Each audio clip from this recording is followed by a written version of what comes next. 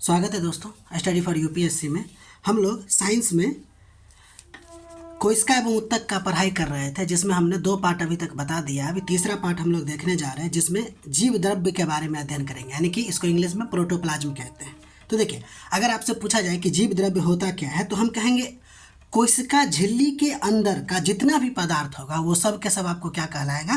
Protoplasm, यानी कि जीव द्रव्य कहलाएगा। अर्थात अगर हम कहें तो जीव द्रव्य में कोशिका द्रव्य के साथ साथ, यानी कि क्लोरोप्लास्ट के साथ साथ केंद्रक यानी कि न्यूक्लियस दोनों शामिल होता है।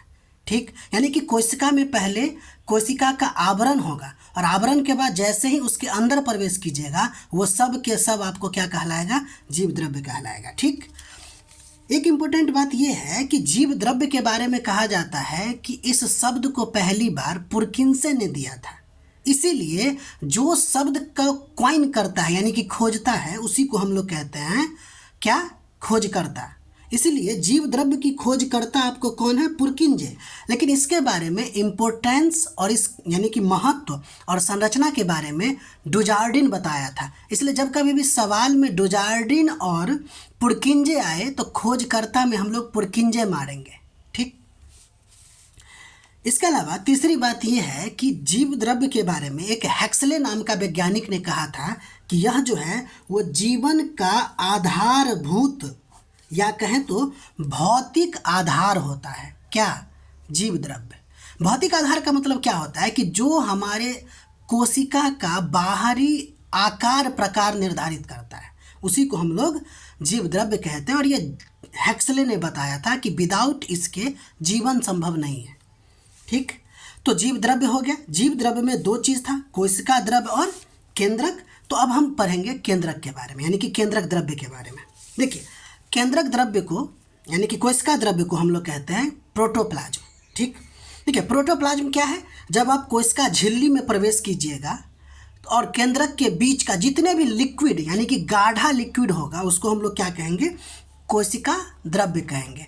कोशिका द्रव्य में बहुत सारे कोशिकांग पाए जाते हैं, जैसे आप कह सकते हैं माइटोकॉन्ड्रिया, प्लास्टिड, इसके अलावा लाइसोसोम, उसके अलावा कह सकते हैं आप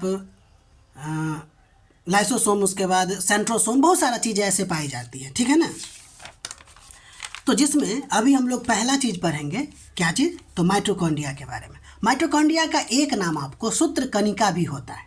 ठीक, देखिए जब हम आपको सेल का आवरण बता रहे थे या सेल का भाग बता रहे थे, तो उसमें हम आपको बताए थे कि कोशिका द्रव्य में अलग अलग प्रकार से झिल्ली के आधार पर कोशिका द्रव्य में पाए जाने वाले कोशिकांग को बांटा गया, जिसमें दोहरी झिल्ली, जिसमें माइटोकॉन्ड्रिया और प्लास्टिड के बारे में बताया गया था। इसके अलावा एकल झिल्ली के बारे में और झिल्ली रहित कोशिकांग के बारे में बताया गया था। ठीक है, तो पहला चीज़ हम लोग पढ़ने जा रहे हैं माइटोकॉन्ड्रिया के बारे में, जिसको सूत्रकणिका भी कहते हैं।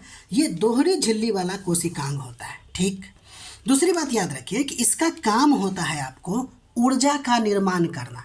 क्या करना? तो ऊर्जा का निर्माण करना। और ये जो ऊर्जा का निर्माण करता है वो एटीपी के रूप में करता है, यानी कि एडेनोसिन ट्राइफॉस्फेट के रूप में काम करता है।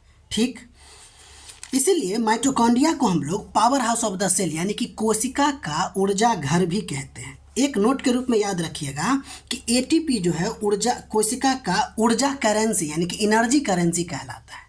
ठीक, अन्य बात में एक बात और ध्यान रखिएगा कि इसके शब्द को लेकर या इसके खोज को लेकर 3 व्यक्ति का नाम आता है, जैसे बेंडा, कोलिकर और अल्टमान। ठीक है, तो ध्यान रखिएगा कि इस शब्द को यानी कि माइटोकॉन्ड्रिया जैसे शब्द जो है वो आपको बेंडा ने दिया था, इसीलिए खोजकर्ता बेंडा होंगे। लेकिन इसको देखने का काम पहली बार कोलिकर ने किया था सूक्ष्मदर्शी से, और इसके महत्व के बारे में अल्टमान ने बताया था। अल्टमान जो है इसके महत्व को बायोप्लास्ट के नाम से इसके कार्यों को क्या किया था? व्याख्या किया था। यानी कि अल्टमान इसका नाम नहीं दे पाया माइटोकॉन्ड्रिया, और न ही कोलिकर, नाम दिया बेंडा ने, इसलिए खोजकर्ता हम लोग बेंडा मारेंगे। ठीक है, तो इसलिए एक बात और ध्यान रखिएगा कि माइटोकॉन्ड्रिया का एक नाम बायोप्लास्ट भी है। ठीक, उसके बाद सबसे इम्पोर्टेंट बात यह है कि माइटोकॉन्ड्रिया जो है, जितने भी जीव होते हैं सबको ऊर्जा की जरूरत पड़ती है, तो सब में पाया जाएगा। अपवाद स्वरूप आप बैक्टीरिया और नील हरित शैवाल रखिएगा याद, यानी कि माइटोकॉन्ड्रिया जो है बैक्टीरिया और नील हरित शैवाल में नहीं पाया जाता है, बाकी जितने भी जीवित कोशिका होंगे वो हर एक में पाया जाएगा। ठीक, यानी कि माइटोकॉन्ड्रिया केवल यूकैरियोटिक कोशिका में पाया जाता है। उसके बाद चूंकि एनर्जी है, एनर्जी बनाने के लिए डायरेक्शन की ज़रूरत पड़ती है ना, बिना डायरेक्शन का आपको एनर्जी नहीं बनेगा। और हमारे बॉडी में डायरेक्शन देने का काम डीएनए करता है, जिसको जीन कहते हैं। इट मीन्स कि माइटोकॉन्ड्रिया में भी अपना जीन होगा, जिसको हालांकि कॉन्ड्रोजीन कहते हैं, और राइबोसोम भी इसमें होता है। तो कहा जाए तो माइटोकॉन्ड्रिया में आपको डीएनए और राइबोसोम होता है, जो अपना खुद प्रोटीन बनाता है, पूरी तरह से नहीं, कुछ प्रोटीन को बनाता है। इसीलिए अगर हम कहें कि माइटोकॉन्ड्रिया को कोशिका के अंदर कोशिकांग या नहीं तो सेमी ऑटोनोमस सेल ऑर्गेनल्स कहते हैं, यानी कि अर्ध स्वायत्त कोशिकांग कहते हैं। ठीक, इस बात को ध्यान रखिएगा। देखिए, जब अगला नंबर पॉइंट देखिएगा कि जब सेल की मृत्यु होती है तो दो प्रकार मुख्यतः होता है, हालांकि एक तीसरा प्रकार में ऑटोफैगी भी रखते हैं, लेकिन फिर भी हम दो ही प्रकार मेन लेते हैं। एक होता है एपोप्टोसिस और एक होता है नेक्रोसिस। ठीक है, एपोप्टोसिस का मतलब होता है प्रोग्राम्ड सेल डेथ, और नेक्रोसिस का मतलब होता है अनकंट्रोल्ड सेल डेथ, यानी कि बाहरी कारणों से अगर मृत्यु होता है, जैसे कि इंजरी हो जाए, कोई टॉक्सिक मटेरियल बॉडी में चले जाए, या नहीं तो इन्फेक्शन के वजह से जब मरेगा तो उसको अनकंट्रोल्ड सेल डेथ कहेंगे, जो नेक्रोसिस होता है। जबकि एपोप्टोसिस की अगर हम बात करें तो यह प्रोग्राम्ड सेल होता है। जैसे जब बच्चा भ्रूण होता है, यानी कि भ्रूण के रूप में होता है, तो उसका हाथ जो होता है वो झिल्ली के रूप में होता है, यानी कि बत्तख का जो पैर होता है उसके जैसा होता है। तो ये जो झिल्ली खत्म होता है ना, वो धीरे धीरे खत्म होता है, जिसको प्रोग्राम्ड सेल डेथ कहेंगे। और इसमें माइटोकॉन्ड्रिया एक महत्वपूर्ण भूमिका निभाता है, इस बात को ध्यान रखिएगा। तो एपोप्टोसिस में माइटोकॉन्ड्रिया की भूमिका होती है। अब देखिए, सबसे यानी कि माइटोकॉन्ड्रिया एनर्जी बनाने का काम करता है ना, तो हमारा शरीर में जहाँ ज़्यादा एनर्जी की जरूरत पड़ेगी वहाँ माइटोकॉन्ड्रिया सबसे ज़्यादा होगी। और 24 घंटा चलने वाला कौन सा है भाई? तो हार्ट है। इसलिए सबसे ज़्यादा कह सकते हैं कि हार्ट के पेशियों में आपको माइटोकॉन्ड्रिया की संख्या ज़्यादा होती है। ठीक, अगला नंबर हम लोग देखने जा रहे हैं लवक यानी कि प्लास्टिड के बारे में। ये भी दोहरी झिल्ली का कोशिकांग है और केवल प्लांट में पाया जाता है। ठीक, इसमें भी अपना डीएनए होता है, इसको प्लास्टोजीन कहते हैं। बस इतना याद रखिए कि इसमें अपना डीएनए होता है। यह 3 प्रकार का होता है। हालांकि इस बात को गौर कीजिएगा कि ये जो अलग अलग प्रकार के लवक है ना, एक दूसरे में बदलता रहता है, यानी बदल सकता है। ये 3 प्रकार कौन कौन है? हरित लवक, काम है हरा बनाना, केवल। उसके बाद अवर्णी लवक, जिसको क्रोमोप्लास्ट वर्णी लवक यानी कि क्रोमोप्लास्ट कहते हैं। ये खासकर फूल और फलों को रंगीन बनाने का काम करता है, या पौधे के अन्य भाग को भी। इसके अलावा ल्यूकोप्लास्ट है, जिसको कहते हैं अवर्णी लवक, जो रंगहीन होता है। ध्यान दीजिए, जब एनसीईआरटी पढ़िएगा तो उसमें 2 ही प्रकार के प्लास्टिड के बारे में बताया गया है, एक क्रोमोप्लास्ट और एक है आपको ल्यूकोप्लास्ट। फिर क्रोमोप्लास्ट को 2 पार्ट में बांट दिया गया है, क्लोरोप्लास्ट और क्रोमोप्लास्ट में, लेकिन हम यहाँ मेनली 3 पार्ट लिए हैं। देखिए, अब हम एक एक करके सबके बारे में पढ़ते हैं। हरित लवक, नाम से ही है हरित लवक, तो पेड़ पौधा को हरा बनाएगा। देखिए, पेड़ पौधा को जो हरा बनाएगा उसके लिए कोई पिगमेंट होना चाहिए, रंग वाला।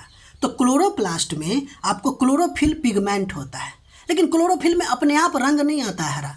उसमें जो रंग लाने का काम करता है वो मैग्नीशियम लाने का काम करता है। इट मीन्स पेड़ पौधा को हरा बनाने में जो एक मेटल की आवश्यकता होती है या फिर धातु की आवश्यकता होती है, वो कौन सा है? मैग्नीशियम। इस बात को ध्यान रखिएगा, जो कहाँ पाया जाता है दोस्त? हरित लवक में। देखिए, हरित लवक का मेन काम क्या होगा? भोजन बनाना। और भोजन जो बनाता है वो फोटोसिंथेसिस प्रोसेस से काम करता है। ठीक, और इसीलिए हम हरित लवक को कोशिका का रसोई घर, किचन कहते हैं। किसका? कोशिका का। देखिए, एक और बात ध्यान रखिएगा नोट के तौर पे कि हरित लवक आपको जीवाणु, नील हरित शैवाल, नाम है नील हरित शैवाल, लेकिन फिर भी इसमें हरित लवक नहीं पाया जाता है। इसके अलावा कवक में तो नहीं ही पाया जाएगा, आप जानते हैं, ये आपको सैप्रोफाइटिक होता है।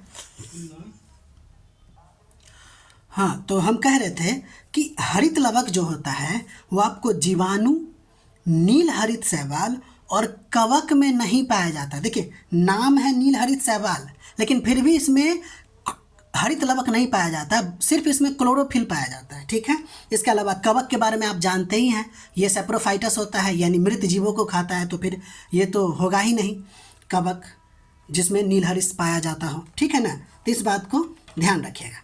अब अगला नंबर हम लोग देखने जा रहे हैं वर्णी लवक। यानी वर्णी लवक का काम क्या होता है? क्रोमोप्लास्ट का काम क्या होता है? इसका काम होता है पौधे के विभिन्न भागों को रंग प्रदान करना। ठीक, इसमें बहुत सारा फैक्ट आएगा, इस बात को ध्यान रखिएगा। जैसे जेंथोफिल अगर हो तो पीला बनाने का काम करेगा, तो हल्दी में क्या पाया जाएगा? जेंथोफिल पाया जाएगा।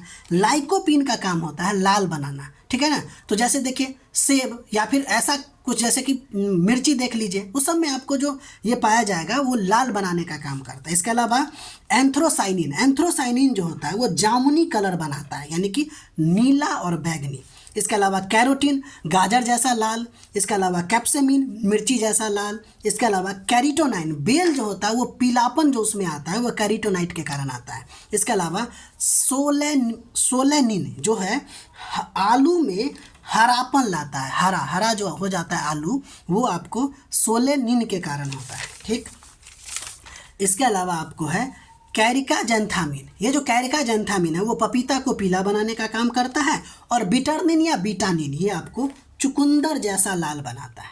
ठीक, अब तीसरा नंबर देखेंगे हम अवर्णी लवक, यानी कि इसका काम होता है आपको भोज्य पदार्थों को संग्रहण करना, यानी कि ये कुछ काम नहीं करता, बस ये स्टोर का काम करता है।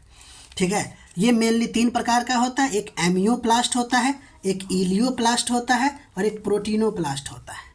ठीक है, अगर एमियोप्लास्ट की बात कहेंगे तो ये आपको कार्बोहाइड्रेट का संग्रहण करने का काम करता है। उदाहरण के लिए आलू और चावल में क्या पाया जाएगा? तो एमियोप्लास्ट पाया जाएगा। इसके अलावा इलियोप्लास्ट की अगर हम बात करें तो ये वसा का संग्रहण करने का काम करता है, जैसे कि राई, सरसों, तिल या खासकर तिलहनी पदार्थों में आपको इलियोप्लास्ट पाया जाएगा। और एक है आपको प्रोटीनोप्लास्ट, यानी कि जो प्रोटीन को संग्रह करने का काम करता है। तो जितने भी दाल वाला पौधे होंगे उसमें आपको क्या पाया जाएगा? प्रोटीनोप्लास्ट पाया जाएगा। ठीक है, तो आज के लिए इतना ही। बाकी अगर आपको हमारा प्रयास अच्छा लग रहा है तो लाइक कीजिए, शेयर कीजिए, सब्सक्राइब कीजिए, और सबसे इंपॉर्टेंट बात, ये सब करें ना करें, पढ़ाई करते रहिए। मिलते हैं अगले वीडियो में।